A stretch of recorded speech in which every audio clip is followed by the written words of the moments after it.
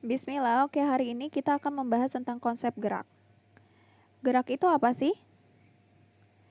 Nah, gerak adalah perubahan posisi atau kedudukan suatu benda gitu ya, terhadap titik acuan. Jadi poin penting di sini adanya perubahan posisi atau kedudukan serta titik acuannya gitu. Nah, kita misalkan ada benda A gitu ya. Ini ada benda A, dia di posisi 1. Kemudian dia digeser nih ke posisi kedua gitu ya. Masih benda A nih. Maka ketika ada perubahan posisi gitu ya, dengan titik acuannya si 1 gitu ya. 1 sebagai titik acuan, maka benda A di sini dinyatakan bergerak gitu ya. Nah, kemudian ada case lagi nih, misalnya benda A lagi ya, digeser nih dari posisi 1 ke posisi 2. Habis itu balik lagi ke 1 gitu ya. Balik lagi nih. Kalau balik lagi ke 1, ke titik acuan lagi, maka ini dinyatakan benda A tidak bergerak. Ya, karena nggak ada perubahan posisi gitu ya. Nah, next kita belajar tentang gerak relatif. Apa itu gerak relatif? Nah, gerak relatif ini adalah gerak yang berdasarkan titik acuan. Kayak misal nih, sini ada pohon-pohon gitu ya. Pohon, terus sini ada rumah. Pohon, ada rumah juga. Terus ceritanya di sini juga di tepi jalan ya, berarti ada mobil gitu ya. Ternyata mobilnya ngederek mobil lain nih, mobil biru gitu. Maka kalau misalnya aku nanya nih, bergerak atau tidak bergerak ya pernyataan-pernyataan berikut. Yang pertama, mobil merah titik-titik terhadap pohon. Kedua, mobil biru titik-titik terhadap rumah. 3, mobil biru titik-titik terhadap mobil merah. Oke. Jadi kita lihat ya, mobil merah terhadap pohon nih. Nah, pohon sama rumah kan sebenarnya diam ya. Diam, yang bergerak apa? Yang bergerak mobilnya nih melaju terus ke depan. Maka mobil merah bergerak terhadap pohon. Gitu, titik acuannya pohon. Kemudian mobil biru bergerak juga ya terhadap rumah. Titik acuannya rumah. Nah, kalau yang mobil biru terhadap mobil merah, nah ini tidak bergerak. Kenapa? Karena posisinya selalu sama tuh si mobil biru. Gitu. Jadi mobil merah bergerak, mobil biru bergerak, dan ada juga yang nggak bergerak. Nah, ini disebutnya gerak relatif karena tergantung dengan titik acuannya. Gitu. Nah, selanjutnya ada lagi nih, namanya gerak semu. Nah, kalau gerak semu apa ya? Kalau gerak semu adalah gerak yang membuat suatu benda itu yang awalnya diam tapi seolah-olah jadi bergerak gitu ya. Jadi seolah-olah aja nih. Jadi kayak gerak palsu gitu ya. Misalnya kamu lagi jalan-jalan nih, ngeliat pohon gitu ya, lagi jalan naik mobil gitu ya. Lagi jalan naik mobil zoom gitu sampai sini lah misalnya. Nah, kamu kan jalan ke depan terus. Kamu melihat pohon-pohon itu seakan menjauhi kamu gitu kan ya. Pohon-pohon itu seakan menjauhi. Nah, kedua, contohnya adalah gerak semu harian matahari. Ini juga sama nih contohnya. Karena apa? Kan kita tahu kalau matahari itu terbitnya di mana? Di timur gitu ya. Tenggelam di barat, katanya kan gitu ya. Nah, ini kan kesannya kalau mataharinya bergerak. Emang benar matahari bergerak? Enggak ya? Enggak. Matahari itu enggak bergerak, tapi yang bergerak siapa? Bumi lah yang berputar pada porosnya. Ini rotasi bumi gitu. Nah, next kita belajar tentang jarak dan perpindahan. Jarak itu adalah panjang lintasan yang ditempuh suatu benda. Nah, kalau gampangnya sih panjang lintasan berarti total lintasan gitu ya. Nanti tinggal ditambah aja nih. Kemudian kalau perpindahan adalah perubahan posisi dari titik awal. Gitu ya. Poin pentingnya dari titik awal nih. Jadi titik awal ke titik akhirnya aja yang diperiksa. Nah, di sini ada contohnya. Misalnya ini si Zain gitu ya. Si Zainnya ini pengen ke rumah nenek, cerita ke rumah nenek. Nah, ternyata dia harus ngelewatin taman dulu nih. Ada taman-taman bunga gitu ya. Dia harus ngelewatin taman dulu. Nah, dari Zain ke taman itu besarnya 3 meter. Dari taman ke rumah nenek 4 meter. Maka kalau yang ditanyanya jarak, ya udah.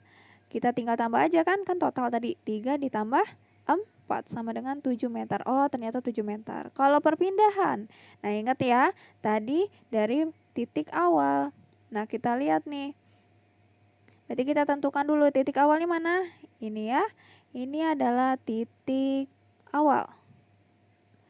Sedangkan rumah nenek adalah titik akhir. Oke. Berarti kalau udah tahu titik awal dan titik akhirnya, maka kita bantu pakai garis putus-putus nih yang menghubungkan. Nah, ini adalah perpindahan. Bagaimana cara mencarinya? Kita bisa pakai cari apa nih? Dengan cara Pitagoras gitu. Kakak ingetin lagi. Nah, kalau Pitagoras kan misalnya ini A, B, C gitu ya. Maka kalau cari C, A kuadrat plus B kuadrat. Nah, berarti kalau di sini perpindahannya sama dengan akar 4 kuadrat ditambah 3 kuadrat, 16 tambah 9, akar 25 sama dengan 5 meter. Oh, ternyata perpindahannya 5 meter. Maka kelihatan ya bedanya ya. Kalau jaraknya 7 meter, kalau perpindahannya 5 meter. Nah, next kita ke kelajuan dan kecepatan. Bedanya apa? Kalau kelajuan itu dia pakainya jarak per waktu. Kelajuan itu satuannya meter per s, jarak m, waktu s atau second. Sedangkan kalau kecepatan, dia pakainya perpindahan per waktu. Masih sama ya satuannya ya. Nah, gitu deh. Jadi poinnya kalau misalnya kelajuan pakai jarak, kalau kecepatan pakai perpindahan. Gitu ya. Nah, kalau misalnya kakak bikinin segitiga, maka ini sini V, sini S, sini T gitu ya. Oke. Misal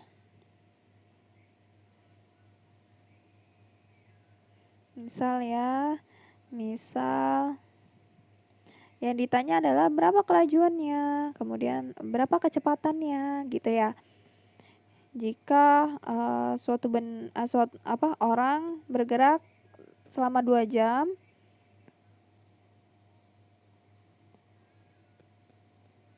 dari titik awal menuju ke titik akhir gitu ya. Ini misalnya orang lagi mau berjalan gitu ya selama 2 jam. Nah, dari titik awal ke titik tengah 8 km, dari titik tengah ke titik akhir 6 km. Berarti kita bisa tahu apanya dulu nih? Jaraknya ya. Kita bisa tahu jaraknya gimana? Tinggal ditambah aja. 8 ditambah 6. Tambah dengan 14 km. Oke, sekarang perpindahannya kita cari. Kayak tadi ya, kita kalau mau nyari Pitagoras, kita tarik garis lurus dulu. Kemudian langsung aja masukin rumusnya nih. Akar 6 kuadrat ditambah 8 kuadrat gitu ya. 36 ditambah 64 jadinya 100, akar 100 10. Oh, ternyata perpindahannya 10 km. Terus tadi T-nya 2 jam. Ya udah, kita cari kelajuannya dulu. Kelajuan tadi pakai apa? Jarak ya, berarti 14 per 2 sama dengan 7 km per jam. Sedangkan kecepatannya berarti pakai yang perpindahan. 10 per 2, yaitu 5 km per jam. Gitu. Mudah ya? Lanjut lagi, kita ke contoh soal.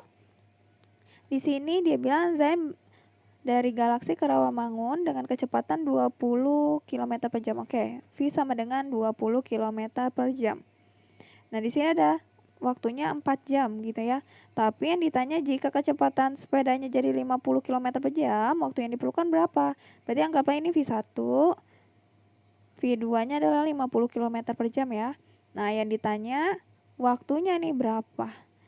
Berarti kita bisa cari dulu ya. Cari apanya nih? Cari jaraknya dulu gitu. Gimana caranya? Nah, kakak ingetin lagi tadi. Gimana? V S per T gitu ya.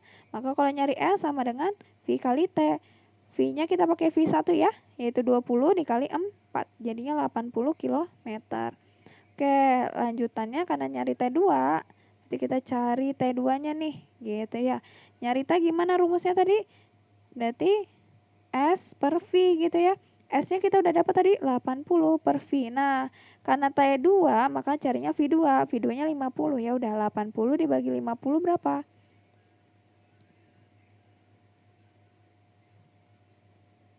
1,6 jam. Gitu. Nah, soal kedua, jarak yang ditempuh sebuah mobil 15 menit pertama 8 km. Oke, aku gambarin 15 menit pertama 8 km nih. Terus lanjut lagi 25 menit kedua 12 km. 12 km 25 menit. Lanjut lagi 10 menit 10 km. Oke, yang ditanya kelajuan rata-rata ya. Nah, kalau rumusnya kelajuan rata-rata apa tuh? Jarak per waktu kan tadi ya.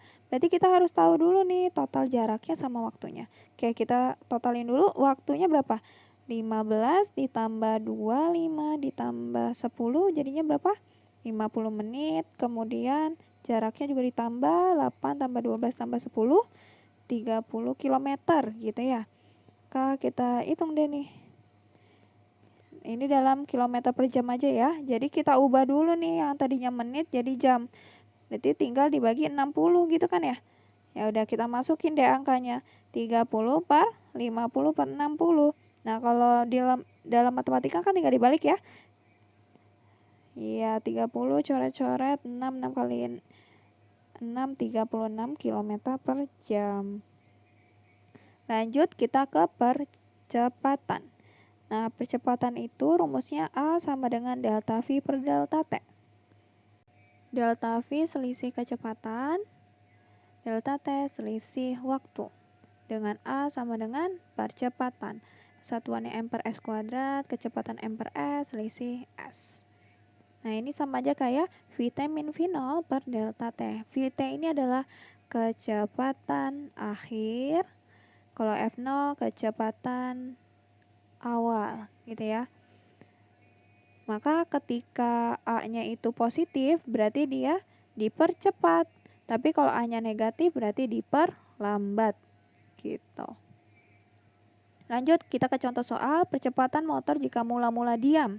Oke, kalau mula-mula diam diketahui berarti V0-nya 0 ya, 0 meter per second. Kenapa? Ya kan diam, jadi 0. Gak ada kecepatan. Nah, waktunya 4 menit. Gitu ya, kecepatannya 30 meter per second. Berarti Vt-nya ya. Yang ditanya percepatan. Di A-nya berapa? Ya udah kita jawab A sama dengan Vt min per delta T. Nah, 30 kurang 0 per, nah ini 4 menit ya. Kita jadiin second, berarti tinggal dikali 240. Oke, 30 per 240 sama aja kayak 1/8 sama dengan 0,125 apa? Meter per second kuadrat. Gitu deh. Semoga mudah dipahami ya.